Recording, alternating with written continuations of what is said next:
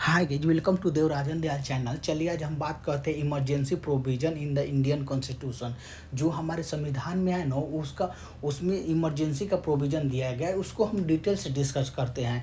पहले तो आपको बता दूं कि जो इमरजेंसी का प्रोविजन है ना, वो जर्मन कॉन्स्टिट्यूशन से लिया गया है। ठीक है, पहला यही है, emergency provision in the Indian constitution allow the president to declare the state emergency to the ensure.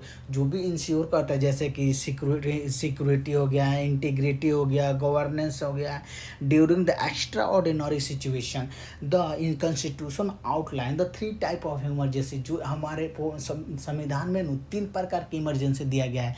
पहला है national emergency, presidential state emergency जो कि प्रेसिडेंशियल रूल बोलते हैं, और उसका एक है फाइनेंशियल इमरजेंसी जो कि फाइनेंशियल इमरजेंसी अभी तक नहीं कभी लागू हुआ है। अब बात करते हैं कि नेशनल इमरजेंसी के बारे में।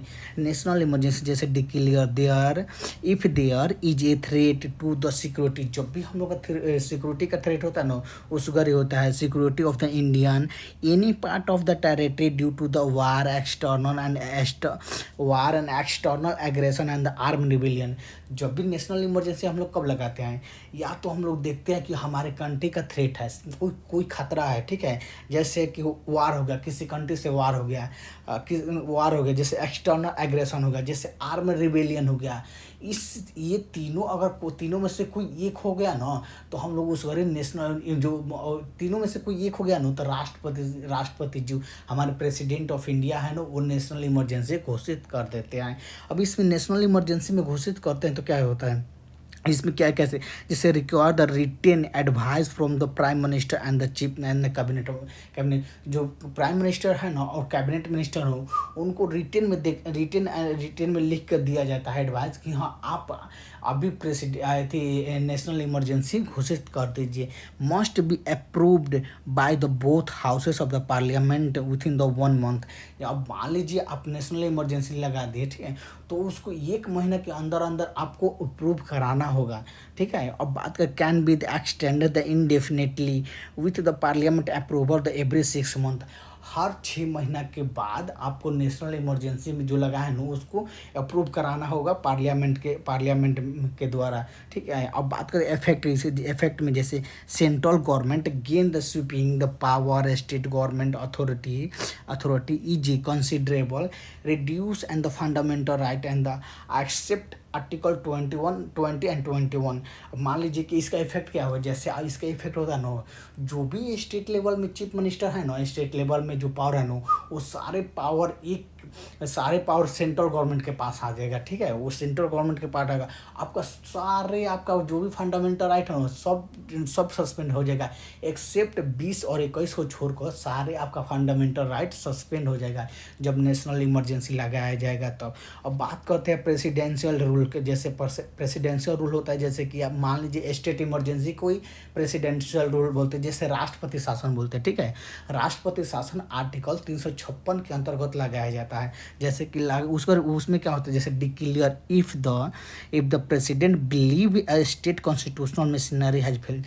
और प्रेसिडेंट को लगेगा कि हाँ, इस स्टेट में जो भी कॉन्स्टिट्यूशनल मशीनरी है ना, वो फेल हो चुका है, जिसके कारण गवर्नर प्रेसिडेंट को एडवाइस करेंगे कि हाँ, यहाँ पर इस स्टेट में जो भी कॉन्स्टिट्यूशनल मशीनरी है वो फेल हो चुका है, आप राष्ट्रपति शासन का लगाने का अलाउ कर दीजिए। तो प्रेसिडेंट डिक्लेयर कर देंगे कि हाँ, यहाँ पर इस स्टेट में राष्ट्रपति शासन लागू हो गया है। Also refer to the state emergency and the presidential rule, जो इसको स्टेट इमरजेंसी बोलते हैं और प्रेसिडेंशियल रूल भी बोलते हैं। Refer impose initially for the 6 month. पहले तो 6 मंथ के लिए ये होता है, can the extended up to the maximum 3 year with the periodic parliamentary approval. पहले तो 6 मंथ के लिए प्रेसिडेंशियल रूल लगाया जाता है, उसके बाद एक्सटेंड करके 6 मंथ करके 3 साल तक ले आप लगा सकते हैं, पर उसके साथ आपको पार्लियामेंट का अप्रूवल चाहिए। इसका इफेक्ट जब आपने प्रेसिडेंशियल रूल लगाएंगे तो इसका इफेक्ट तो कुछ ना कुछ होगा। तो इफेक्ट क्या होगा, स्टेट लेजिस्लेचर इज डिजॉल्व। जो भी स्टेट का लेजिस्लेचर होगा ना, वो डिजॉल्व हो जाएगा और सस्पेंड हो जाएगा। जो भी उसका स्टेट लेजिस्लेचर होगा उसका पावर सस्पेंड कर दिया जाएगा, and the state administrated by the governor behalf of the president.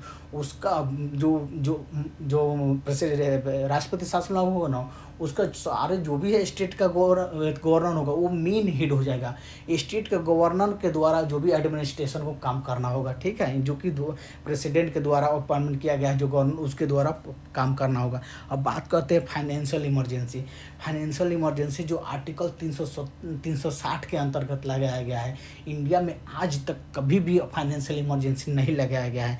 इसमें डिक्लेयर होता है if the president believe the financial stability and credit of India any part of the territory. मान लीजिए प्रेसिडेंट को लगा कि हाँ अब हम लोग का फाइनेंशियल क्राइसिस आ गया है, हम लोग का फाइनेंशियल स्टेबिलिटी मतलब ख़त्म हो रहा है, जो भी फाइनेंशियल सिस्टम है ना उसका ख़त्म हो, जो जैसे पैसा की किल्लत हो गया, ठीक है, उस वक्त प्रेसिडेंट क्या करेंगे, फाइनेंशियल इमरजेंसी लगा देंगे कि हाँ अभी हमारे देश में फाइनेंशियल इमरजेंसी लग गया है, क्योंकि हमारे देश का जो भी रेवेन्यू है, जो भी एक मतलब पैसा है वो बहुत क्राइसिस में आ गया, पैसा हाई नहीं है गवर्नमेंट के पास।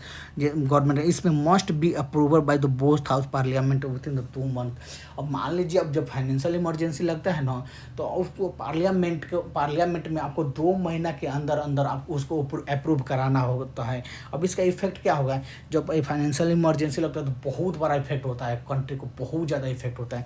जैसे कि मान लीजिए central government can the direct state to observe the financial properties. जो भी सेंट्रल गवर्नमेंट होगा ना, वो जो भी स्टेट का फाइनेंशियल प्रॉपर्टी होगा वो ऑब्जर्व मतलब डायरेक्ट अपने हाथ में ले लेगा एंड रिड्यूस द सैलरी जो ले लेगा, और जो भी सैलरी होगा सारे को, जैसे मान लीजिए जज को, जो भी जज आए और जो भी एडमिनिस्ट्रेशन है सबकी सैलरी को रिड्यूस कर दिया जाएगा, इंक्लूडिंग द जज की भी सैलरी को रिड्यूस कर दिया जाएगा।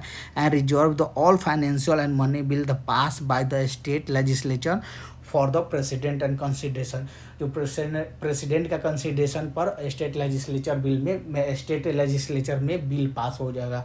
अब इसका कंक्लूजन क्या है, these provision are the design to ensure the country stability. इसमें इस प्रोविजन से जो भी कंट्री का स्टेबिलिटी है ना, क्रेडिबिलिटी को इंश्योर किया जाता है। And govern during the crisis but also the subject the strengthen the check and the prevent the misuse. इस प्रोविजन से नो आपको क्रेडिट, मान लीजिए ये प्रोविजन है नहीं रहेगा ना तो आपका क्रेडिट मतलब हर चीज़ का क्रेडिट होता है ना, कि हाँ मान लीजिए कि जैसे कि एक स्टेट है, ठीक है, अब उसका मान लीजिए फाइनेंशियल जो फाइनेंशियल क्राइसिस आ चुका है तो उसको एक क्रेडिट, उसका मतलब उस जो भी फाइनेंशियल क्राइसिस आ गया ना तो वो बहुत ज़्यादा वो अपने आप में डिस्टर्ब हो जाएगा, इनस्टेबिलिटी आ जाएगा, जिस कारण प्रेसिडेंट को इंटरफेरेंस प्रेसिडेंट फाइनेंशियल इमरजेंसी लगा के, और उसके बाद सेंट्रल गवर्नमेंट के हाथ में आता है, उसके बाद वो अपने सेंट्रल गवर्नमेंट अपने लेवल पर काम करता है, जो भी मतलब